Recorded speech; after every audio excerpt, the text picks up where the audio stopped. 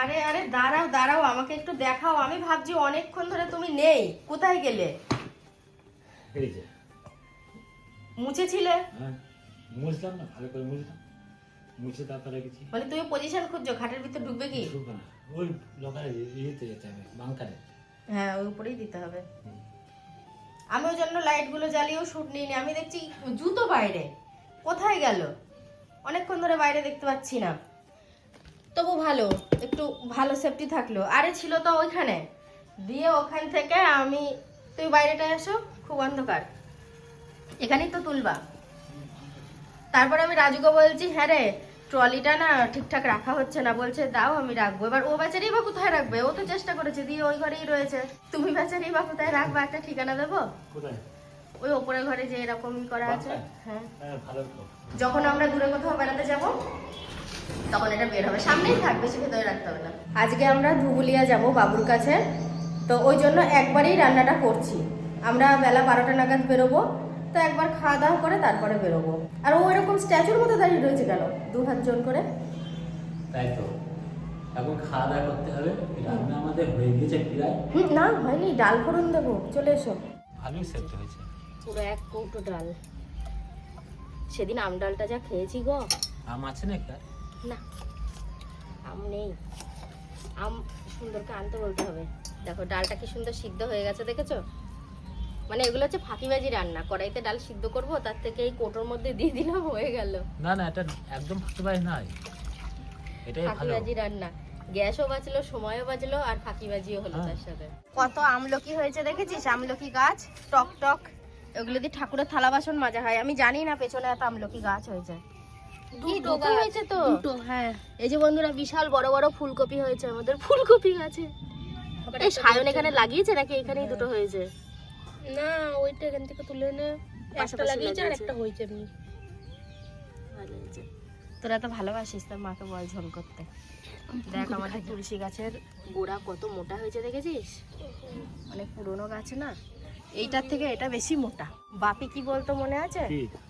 গতবার খুব বলেছে, এখন সুন্দর প্রতিদিন ফুলকপির ঝোল করতো। বলতো শোনো, এই ফুলকপি খেয়ে গ্যাস হয়ে যদি আমার কিছু দুর্ঘটনা ঘটে যায়, যেন অন্য কোনো ফুলের মালা আমার ফটোতে না ঝোলে। হ্যাঁ, বললো ফুলকপির মালা করবা, দিয়ে আমার ফটোয় ঝুলাবা। ঠিকই বলেছে। বললো যেই মানে ফুলকপির ঝোল দেখতো অমনি বলতো, এ ফুলকপির মালা হয়ে আমার গলায় ঝুলবে। ও তো জানো কেমন কমেডি করে কথা বলে। বন জঙ্গল আছে, চলে আসো। এই সেই ঐতিহাসিক জায়গা যেখানে অনেক বছর আগে রাজুরা তখন ছোট ছোট, ওদের নিয়ে পিকনিক করেছিলাম। খিচুড়ি রান্না করেছি এই টাইমেই 10টা-11টার সময়। মুসুরির ডালের 50 মুসুরির ডাল এনে জলের মতো খিচুড়ি দি, কোথায় বসে খাবো আর জায়গা নেই, এই এই স্ল্যাপের ওপর বসে খেয়েছি, কুয়োর। ভালো তো।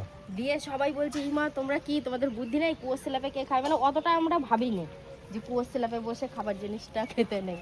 এই সোফাটায় কতদিন পর বসলাম বলো? বহুত দিন পর। আমি তো এবার গরম পড়েছে, আমি তো ভুল করে এখনো বসি না ঠান্ডার জন্য। হ্যাঁ গরম পড়েছে, এবার বসা হবে। টুক করে গিয়ে খাটে গিয়ে কম্বল। চলো চলো স্নান করো। উফ বাবা, চলো। উল্টে পড়ে যাচ্ছি উঠতে গিয়ে। আমি এসে বসলাম, ও এসে বসেছে। স্নানটা করো গা, যাও দাড়িগুলো কাটো গা। লাইন যা আছে, লাইন ফাইন দেওয়া যাবে না, বেলা 12টা তো বাজতেই চললো। ঘরে তো আছেই, কেটে নেবো। হ্যাঁ, পয়সাও লাগবে না। কিচ্ছু না। বলি হলো দেখো তো হলো কিনা। না, মানে তোমার হলো? আমার হয়ে গেছে কমপ্লিট। বেরোনোর সময় এই সমস্ত কর্ম করে, বলো এগুলো কোনো কথা? আমরা যারা যারা যাব সবাই কম বেশি রেডি হয়ে গেছি, তো এবার শুধু বেরোনোর অপেক্ষা। সোহিনী, মা, সবাই। মায়ের শাড়ির কালারটা খুব ভালো লাগছে, অনেক দিন পর পরলো শাড়িটা। সে কবে কিনে দিয়েছিলাম, আমার নিজেরই মনে নেই যে কোনবার পুজোয় দিয়েছি। তো দেখছি আজকে পড়েছে, এর আগেও একদিন পড়েছিল। আর এই যে গাড়ির চাকায় জল টল দিয়ে সব রেডি করা আছে, এবার বেরোবো। আজকে সোহিনী গেটটা খুলছে, মানে আমরা গাড়ি বের করার সময় যে কেউ গেটটা খুলে দিই, আবার যখন গাড়ি বেরিয়ে যায় বাড়িতে যে থাকে, আবার একদিকের গেটটা দেওয়া হয়। দুদিকের গেট আর খুলে রাখা হয় না, অনেকটা বড় লাগে, ওই জন্য একটা গেটই খুলে রাখা হয়। এই বেরোবো করে করে অনেকটাই লেট হয়ে গেল। এখন 1টারও প্রায় বেশি বাজে, 1টা 5-6 বেজে গেছে। তারপরে তো আবার রাস্তায় একটু জ্যাম ছিল, মানে পৌঁছাতে অনেক দেরি। তো দেখো আমি গলা বাড়িয়ে সুন্দরকে বলছি, তুমি ভালো করে রান্না করো আর আমরা ঘুরে আসি, কারণ ও এখন রান্না করছে। এই যে আমরা এখন বেরিয়ে পড়লাম।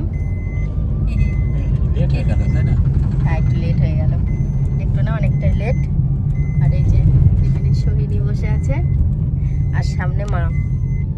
মায়ের শরীরটা গন্ডগোল করতে পারে, ওই জন্য আরো সামনে দেওয়া হয়েছে। নিয়ে আসো এখানে, এখানে ক্যামেরাটাকে নিয়ে আসো, এখানে এখানে, না না অত দূরে না, ঠিক এই জায়গাটায় নিয়ে আসো। দেখো কি আশ্চর্য ফোন ধরা। এই যে মনে হচ্ছে গেট পড়েছে। গেটই পড়েছে মনে হচ্ছে না, গেট পড়েছে, ছেড়ে দিয়ে গেটই পড়েছে। সৈনি জানাবে গেটটা তুলে দিয়ে। হ্যাঁ গেট উঠে গেছে। যেতে যেতে আমরা একটুখানি থামলাম। আমার কর্তা নামছে প্রথমে, তারপরে আমাকেও নামতে হবে, কারণ ওকে যদি একটা ছোট্ট আমি একটা কাজ করতে দিই তাও নিজে করতে পারে না, আমাকে ডাকবে। তো দেখো সেই জন্য ও চলে গেল, আর আমি দেখো আবার কিছুক্ষণ পরে যাচ্ছি। আমাকে ওখান থেকে আবার ডাকতে এসছে, একটু মিষ্টি নেবে, তাও আমাকে ডেকে তারপরে নেবে, নিজের পছন্দ মতো নিলেই হয়। চলো মিষ্টি নেওয়া কমপ্লিট হয়ে গেছে, আবার রওনা দিচ্ছি। বাবু এখন রাজুকে পেয়ে দেখো দৌড়ি করছে। যে ভালো আছিস তো? হ্যাঁ, গাড়িটা বাইরে রাখতে হয়, তাহলে তো লোকে ভাবতো যে মেয়ে দেখতে এই ছেলে দেখতে এসেছিস। আচ্ছা কথা বললি তো। তাহলে সবাই বুঝতে পারতো যে ছেলে দেখতে এসছে। হ্যাঁ, মেয়ে পক্ষরা। হ্যাঁ, এখনো সে গরম পড়েনি বলো? আমি বললাম ফ্যানটা বন্ধ করে দাও। ওমা তুমি একটা সত্যি কথা বলবা মন থেকে। গাড়িতে আসলে কেমন একটা ভেতরটা হয়ে যায় না? তুমি ভয়ে বলনি, আমি বুঝতে পেরেছি। আমারই তো হচ্ছিল। আমার কিছু হয় না, আমার মাথা ঘোরে, মাথা ভার হয়ে যায়, ভেতরে গুলানো ভাব। এবার তাইলে ওটাও আসেনি, হলেও তবু শরীরের ভেতরে একটু গন্ডগোল ভাব আসে। আমার এই উঠোনটা খুব পছন্দের, আর উঠোনের মাঝখানে এত সুন্দর একটা বড় সড়ো গাছ, ভালো লাগে। হ্যাঁ, ছায়াও হয়, মনে করো যখন আসবে আম হয়, তখন খুব ভালো, হাওয়াটাও ভালো, ছায়া টায়া থাকে। সব সময় না বক্তা হতে নেই, কিছু কিছু সময় শ্রোতাও হতে হয়। তো সেই জন্য দেখো এখানে বক্তা হচ্ছে আমার কর্তা, একবারে দু ঠোঁট নাড়িয়ে গল্প করছে, আর আমি শ্রোতা হয়ে চুপচাপ শুনছি সবার মতো। তুমি গাড়িতে যাবা বলে টেনশন খাও খাও খাও, আরে 1 ঘন্টা পরে বাড়ি যাবা, সন্ধ্যা থেকে বাড়ি যাবা, অসুবিধা নেই। এই যে আমাদের খাওয়া দাওয়া হয়ে গেছে, আর এখন আমরা একটুখানি হাঁটাহাঁটি করছি। সৈনি কোন দিকে যাবা?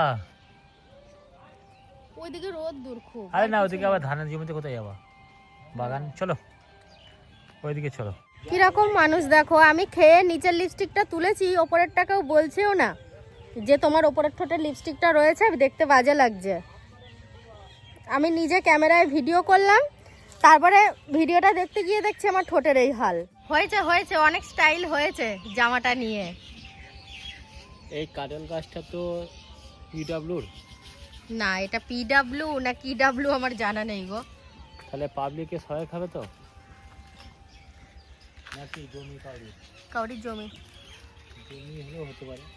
কি মোটা বলো কাঁঠাল গাছটা? হ্যাঁ কাঁঠাল গাছটা মোটা, অনেক কাঁঠাল হয়েছে কিন্তু গাছটায়, প্রচুর কাঁঠাল হয়েছে। কি বলতে চাইছে? রাগ দেখাচ্ছে? হ্যাঁ দেখ পালকগুলো ফোলাচ্ছে কি হারে। এবার আমরা বেরোবো। রাজু আর বাবু গল্প করছে দেখে আমি ওদের ভয় দেখাচ্ছিলাম, বললাম তোদের পার্সোনাল কথা আমি পাবলিক করে দেব। রাজু বলছে তুমি পাবলিক করতে পারবে না তো, তোমার হাত থেকে আমার হাতে আসবে, তারপরে ভিডিও পাবলিক হবে। এই নিয়েই মজা হচ্ছিল। তো বিষয়টা হচ্ছে বাবু কাজের জায়গায় চলে যাবে, ও তো চাকরি পেয়েছে আগে জানিয়েছি, তো বৃহস্পতিবারে চলে যাবে, সেই জন্যই আমরা আজকে ওর সাথে দেখা করতে আসলাম। সবাইকে বারবার করে জিজ্ঞাসা করছিল, কারণ ওর চায়ের নেশাটা চেপেছে বলে। তো যাই হোক সবাই কম বেশি করে চা খেয়ে নিলাম, কম বেশি বলতে ওই লাল সাদা মিশিয়ে, এটাই বলতে গিয়ে কম বেশি বলেছি। চা তো সেই কাপের 1 কাপই খেয়েছি। আমরা খেলাম লাল চা, আমার কর্তা খেলো সাদা চা, তাও চাটা আমরা খেলাম বাড়ির কাছাকাছি এসে।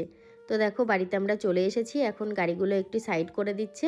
হলো দিনের শুরুটাও আমার এই ঘর থেকেই হয়, আর সারা দিনের শেষটাও এই ঘর থেকে।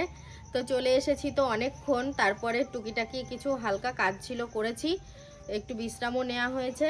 তো এই দেখো রাত্রের খাবার বানালাম, এখানে ভাত করেছি, আর ওই বেলার একটু ডাল আর আলু চচ্চড়ি ছিল, সেইটাই একসাথে গরম করেছি।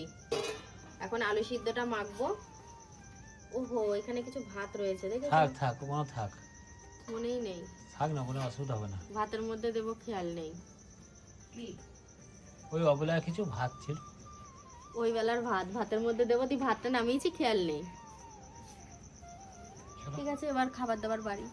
হ্যাঁ, ওই ভাতটা থাক। হ্যাঁ আমি তেল লঙ্কা দিয়ে মেখে খাবো, ভালো লাগে, ঠান্ডা ঠান্ডা ভালো লাগবে খেতে, অসুবিধা নেই। সবাই মিলে তো ঘুরে ঘাড়ে আসলাম, খুব ভালো লাগলো। কারণ হচ্ছে একটু ঘোরারও প্রয়োজন আছে মানুষের, ঘুরলে মন প্রাণ সবই মানে শান্তির দিকে থাকে। এখন 9:45 মতন বাজে, গিন্নির কিন্তু রাতের খাবার পুরো কমপ্লিট হয়ে গেছে, রান্না বান্না সব হয়ে গেছে, এবার শুধু খাওয়ার পালা। তা আমি এখন 15 মিনিটের জন্যে দোকানের দিকে যাই, একটু চা খেয়ে 15 মিনিট আড্ডা মেরে তারপরে আবার বাড়িতে চলে আসবো। শরীরটা না ক্লান্ত ক্লান্ত লাগছে, কারণ সারাক্ষণ তো সেই হেঁটে চলিয়ে একটু কিন্তু আজকে শুইনি বিছানায়, একটু তো শুতে পারিনি, মনে হচ্ছে যেন কত পরিশ্রম করেছি। তা যাই হোক, একটু দোকান থেকে ঘুরে আসি। তোমরা যাবে নাকি আমার সাথে চা খেতে? তাই সব চলে আসো। হলো সমস্ত কাজ সারা হলো, সমস্ত কাজ বলতে ওই যে রান্নাটা করলাম। তো যাই হোক, ঘরে চলে এসেছি, বাবা মাকে খেতেও দিয়েছি। আমরা এখন খাবো না, আমার কর্তা আসুক, এখন 9:30 মতো বাজে। ও আসলে এই 10টার একটু পরে পরে খেয়ে নেব। আর ভিডিওটা তাহলে শেষ করে দিই। এখন আর আমার কিছু করার নেই, এখন ওই কম্বল ঢাকা নিয়ে চুপচাপ শুয়ে থাকবো।